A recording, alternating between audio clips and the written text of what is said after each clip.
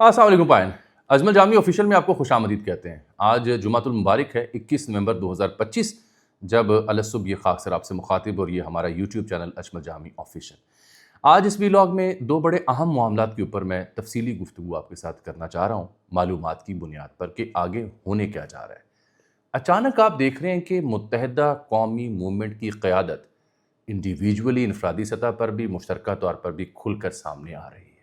नए सूबों की वो बात कर रहे हैं, बल्दियाती निज़ाम के नफाज की बात कर रहे हैं, सड़कों पर आने की धमकी दे रहे हैं, किसे? पीपल्स पार्टी को।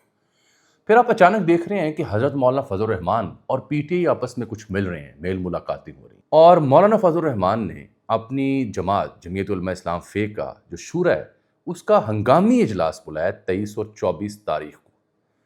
क्या मौलाना आशिक ज़ई साहब को रिप्लेस करके पीटीआई और अपोजिशन इत्तेहाद के सरबराह बनेंगे या नहीं बनेंगे? मेरे पास इस सिलसिले में खबर है, कल शाम के वीलॉग में अधूरी रह गई थी। फिर जनरल फैज़ हमीद के हवाले से कि उनका ट्रायल मुकम्मल हो चुका, कितनी समातें हुई कितनी नहीं, ये अलग कहानी है।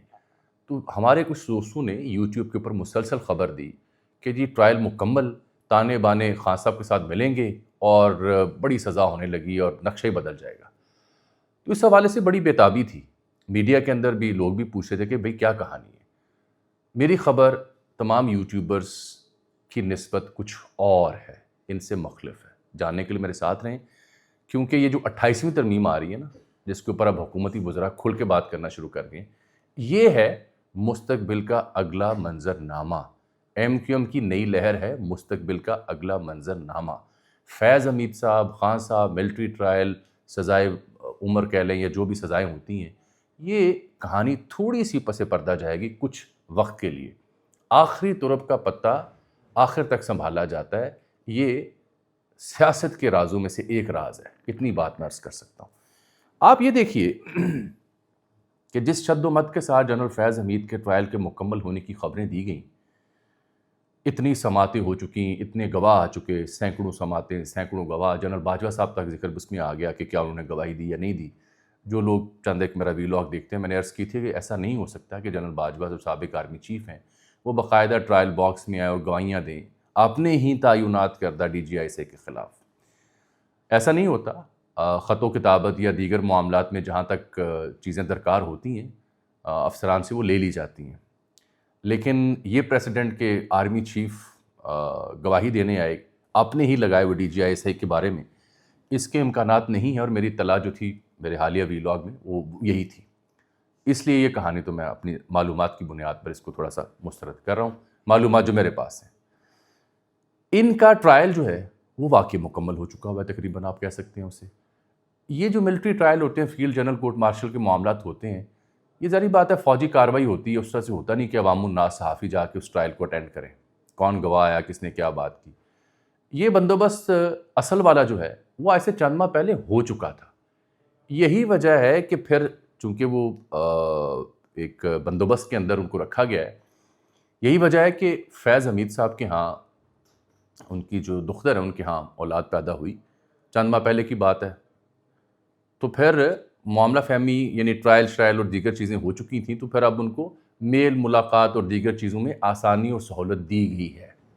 यानी अब मामूल की कार्रवाई और मामूल का बंदोबस्त, मामूल की ज़िंदगी तकरीबन रवां-दवां है। उनके हवाले से फ़ैसला क्या करना है, उसके सियासी असरात खान साहब तक कैसे जाएंगे, खान साहब क्या उसमें नत्थी किए जाएंगे, उनका भी मिलिट्री ट्रायल होगा या नहीं होगा, this question still remains unanswered. Reason मेरी नाकिस राय के मुताबिक ये है आखिरी कार्ड। और कभी भी कोई इस मामले में, सियासत में, इस सिनेरियो में कोई भी शख्स, कोई भी फरीक आखिरी कार्ड वक्त से पहले नहीं चला करता। गिरफ्तारी हुई थी तब भी बड़ा वावेला मचा था।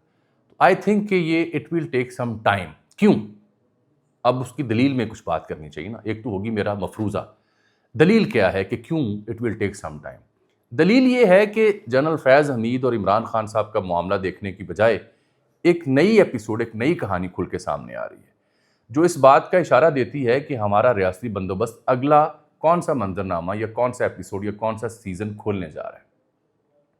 बारीक बीनी से अगर जायज़ा लें तो उसके खिद्दो खाल कुछ छुपे हुए नहीं हुए, بلکہ اب وہ تمام مہرے، اب وہ تمام کھلونے، اب وہ تمام کارڈز سیاسی طور پر میدان عمل میں ہیں۔ مثال کے طور پر آپ دیکھیے کہ کسی زمانے میں نئے صوبوں کی بحث، اب یہ 28ویں ترمیم، نئے صوبے، ایم کیو ایم، اس کی کہانی کی طرف آ رہا ہوں، پیپلز پارٹی کا مستقبل کیا ہوگا۔ کسی زمانے میں یہ جو نئے صوبوں کی بات تھی، یہ محمد علی درانی صاحب کیا کرتے تھے، 2-4 اور لوگ بھی کیا کرتے تھے، وہ تو خیر جنوبی پنجاب محاذ یا صوبہ بہاولپور کی بحالی کی بات کیا کرتے تھے۔ اس کے بعد ہم دیکھتے ہیں کہ پچھلے 4-5 ماہ کے دوران 2 بڑے اہم میڈیا ہاؤسز کے جو اونرز ہیں، میری مراد دنیا ٹی وی اور نیو ٹی وی کی جانب ہے، انہوں نے باقاعدہ نئے صوبے، چھوٹے صوبے، ڈویژن کی سطح پر صوبوں کی مہم کو باقاعدہ آپٹ کیا، اس کی جو پروز اینڈ کونز ہیں، اس کی جو افادیت ہے، اس کو ڈسکورس کا حصہ بنایا۔ وہ ڈسکورس میڈیا میں کام کرنے والے professionals, anchors, journalist, YouTubers, columnist ان تک پہنچے، ان کے ساتھ تفصیلی مکالمہ کیا، چودھری عبدالرحمان صاحب ہوں یا میاں عامر محمود صاحب ہوں، بلکہ اب وہ یونیورسٹیز کی سطح پر، طالب علموں کی سطح پر، تھنک ٹینکس کی سطح پر اس ڈیبیٹ کو لے کے جا رہے ہیں۔ اور یہ بھی میں آپ سے عرض کروں کہ ہماری جو اسٹیبلشمنٹ ہے، اس کا یہ بڑا فیورٹ موضوع رہا ہے۔ 2 فیورٹ موضوع ہیں ان کے، ایک ہیں چھوٹے صوبے، نئے صوبے، اور دوسرا ہے بلدیاتی نظام، کیونکہ مقتدرہ یہ سمجھتی ہے کہ نئی جو قیادت ہے وہ چھوٹے صوبوں سے آئے گی یا بلدیاتی نظام سے آئے گی، اور انہیں لگتا ہے کہ چھوٹے صوبے اور بلدیاتی نظام سے گورننس بہتر ہو جاتی ہے۔ انہیں لگتا ہے کہ اس سے عام آدمی زیادہ مستفید ہو سکتا ہے، اور ماڈل مشرف صاحب کے دور میں تھا جب میاں عامر محمود صاحب خود لاہور کے ناظم تھے، اور انہیں یہ لگتا ہے کہ یہ جو سیاسی خاندانوں کی موروثیت ہے، اس سے چھٹکارا بھی اسی صورت مل سکتا ہے کہ نئے صوبے بنے تو نئی قیادت آئے گی۔ تو یہ اس کا بنیادی سا ذائچہ ہے، تفصیل میں آج نہیں جاؤں گا۔ تو وہ ڈیبیٹ شروع ہوتی ہے، اور پھر سما ٹی وی کے جو آنر ہیں وہ بھی اس کے حق میں آ جاتے ہیں کہ ہاں نئے صوبے بننے چاہیے۔ تو یہ آہستہ آہستہ آپ دیکھیں گے اور بھی لوگ اس کے حق میں آئیں گے، لیکن پھر اچانک سے متحدہ قومی موومنٹ کے مصطفیٰ کمال صاحب نظر آتے ہیں، مختلف ٹاک شوز میں جاتے ہیں، نئے صوبے، بلدیاتی نظام، کراچی کو حق دو، حیدرآباد کراچی شہری علاقے، بلدیات، سڑکیں ٹوٹ گئیں، یہ ہو گیا، پیپلز پارٹی نے یہ کر دیا، وہ کر دیا، یہ سب آپ نے دیکھا۔ تو انڈیویجولی بھی یہ رہنما آتے ہیں، پھر مشترکہ پریس کانفرنس کرتے ہیں۔ خالد مقبول صاحب کل میں نے دیکھی شاید، اور کامران ٹیسوری جو گورنر ہیں، وہ کہتے ہیں کہ میں گورنر تو ہوں لیکن پہلے ایم کیو ایم کا کارکن ہوں، اس لیے یہاں بیٹھا ہوا ہوں۔ اور وہاں متحدہ قومی موومنٹ کہتے ہیں کراچی کو حقوق نہ ملے تو ہم سڑکوں پر آئیں گے، ٹھیک۔ وہاں یہ گفتگو کرتے وہ کہتے ہیں کہ آئین کا آرٹیکل 239 نئے ضلع اور نئے صوبے بنانے کا کہتا ہے، تو ایک اہم حکومتی اتحادی جماعت کے تمام تر اہم اراکین نے ایک پریس کانفرنس میں گویا یہ جو ڈھکی چھپی بات تھی اسے کھول دیا کہ نئے صوبے بھی بننے چاہیے اور نیا بلدیاتی نظام بھی آنا چاہیے اور نئی ترمیم آنی چاہیے۔ یہ سب کچھ نئی ترمیم کے تحت آئے گا، کیونکہ ابھی جو آئین ہے اس کے مطابق ایک صوبہ 2/3 سے قرارداد یا بل یا ریزولوشن پاس کرتا ہے، پھر وہ وفاق کے پاس جاتی ہے، پھر کسی صوبے کا فیصلہ ہوتا ہے۔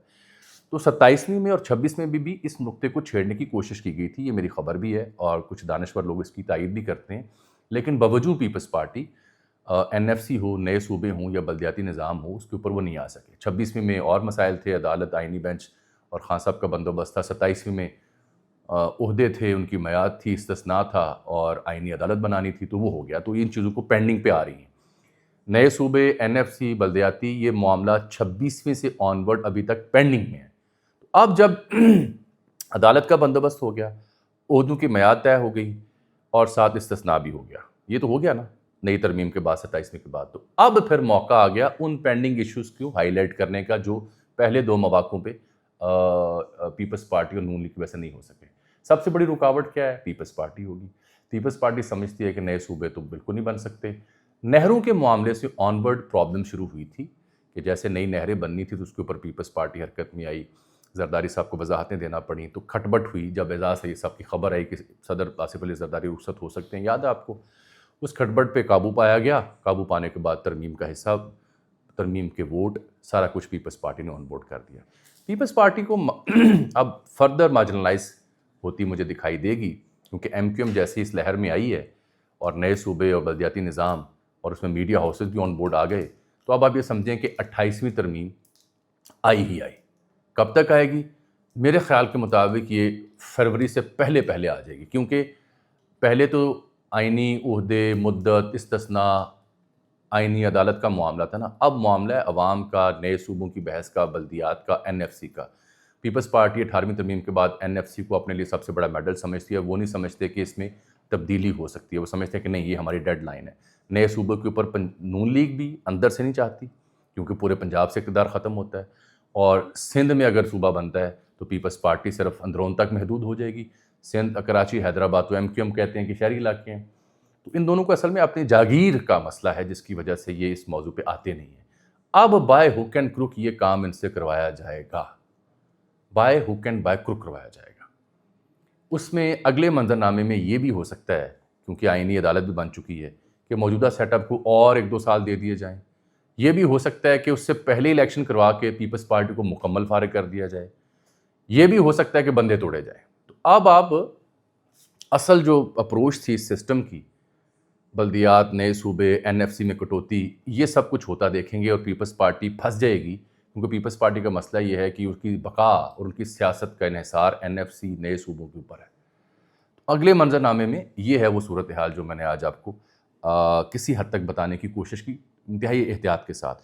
یہ ڈیبیٹ اب آپ TV چینلز کے اوپر بھرپور طریقے سے دیکھیں گے آنے والے دنوں میں, جس کا میں نے خلاصہ آپ کی خدمت میں بیان کیا ہے. اس کے پیرالل کیا ہو رہا ہے اس پر بھی غور کر لیتے ہیں. اس کے پیرالل PTI کچھ لوگ ملے ہیں مولانا فضل الرحمان سے. میں یہ بتاؤں کہ مولانا فضل الرحمان بنگلہ دیش کے ایک بڑے بھرپور اور تاریخی دورے پر گئے ہوئے تھے. مولانا فضل الرحمان کو اس سے پہلے بھی کئی بار سوچا گیا کہ جو اپوزیشن کی احتجاجی ٹرین ہے اس کا انجن بنایا جائے, ڈبہ نہیں انجن بنایا جائے. تب علی امین گنڈاپور صاحب کی وجہ سے مسائل ہوتے تھے اور بد اعتمادی بھی تھی مولانا اور PTI کے بیچ.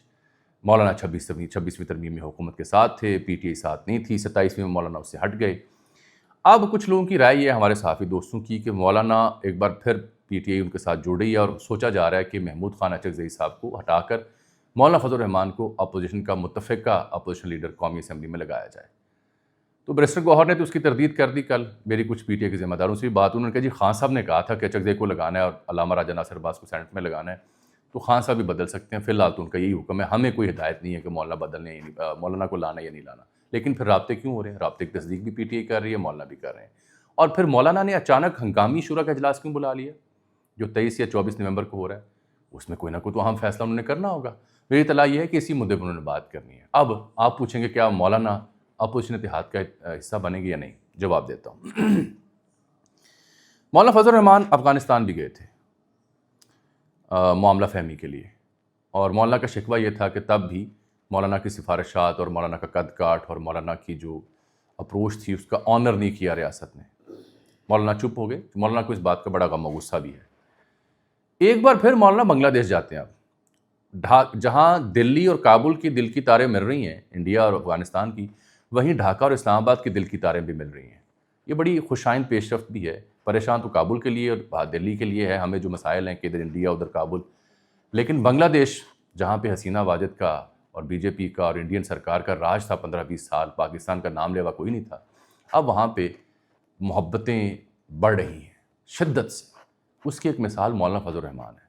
وہ تشریف لے جاتے ہیں وہاں پہ ختم نبوت کانفرنس سے جو خطاب کرتے ہیں, جم غفیر آگے دیکھیں کتنا ہے, ویڈیو دیکھیے کہ مولانا بنگلہ دیش میں گوگل کر کے YouTube پہ. اور مولانا بڑی شاندار تقریر کرتے ہیں اور کہتے ہیں کہ 2 بھائی بھی گھر تقسیم کر لیتے ہیں, جائیداد بھی تقسیم ہو جاتی ہے, لیکن رہتے بھائی ہیں. اور انہوں نے ایک جگہ اور خطبہ دیا, وہاں انہوں نے ایک بڑا دلچسپ جملہ بولا کہ مسلمان کے لیے امت ایک واحد شے جو اسے جوڑتی ہے.